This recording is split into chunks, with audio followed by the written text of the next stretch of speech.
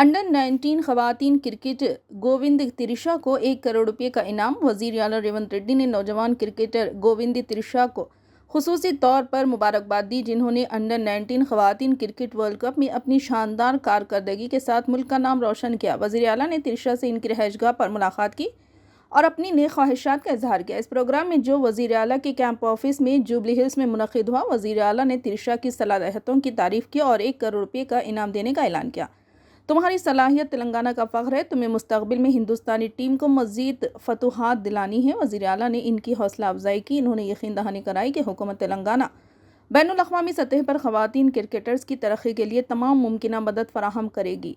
वज़ीर आला ने एक और तेलंगाना की खिलाड़ी द्रुपति केसरी को भी मुबारकबाद पेश की, जो अंडर-19 ख़वातीन क्रिकेट वर्ल्ड कप टीम की रुकन थी। इनकी सलाहियत को तस्लीम करते हुए वज़ीर आला ने 10 लाख रुपये का नकद इनाम देने का ऐलान किया है। वज़ीर आला ने ये वाज़ेह किया कि हुकूमत का मकसद न सिर्फ खिलाड़ियों को बल्कि इनकी कोचेस और ट्रेनर्स को भी तस्लीम करना है, जो इनकी तरबियत करते हैं। इस मौके पर वज़ीर आला ने अंडर-19 ख़वातीन क्रिकेट टीम की हेड कोच नौशीन और ट्रेनर शालिनी को 10 लाख रुपये का नकद इनाम देने का ऐलान किया। वज़ीर आला ने मज़ीद कहा कि तेलंगाना हुकूमत हमेशा ख़वातीन खिलाड़ियों की तरक्की में मदद करेगी। हुकूमत ख़वातीन क्रिकेट की तरक्की के लिए काम करेगी।